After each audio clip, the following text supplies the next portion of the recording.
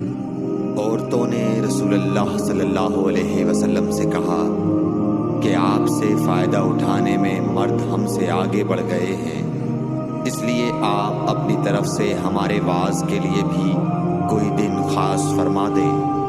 تو آپ صلی اللہ علیہ وسلم نے ان سے ایک دن کا وعدہ فرما لیا۔ اس دن عورتوں سے آپ نے ملاقات کی اور انہیں واعظ فرمایا اور مناسب احکام سنائے۔ جو کچھ آپ صلی اللہ علیہ وسلم نے ان سے فرمایا تھا اس میں یہ بات بھی تھی کہ جو کوئی عورت تم میں سے اپنے 3 لڑکے آگے بھیج دے گی تو وہ اس کے لیے دوزخ سے پناہ بن جائیں گے۔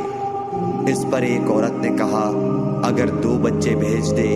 آپ نے فرمایا ہاں، اور 2 کا بھی یہ حکم ہے۔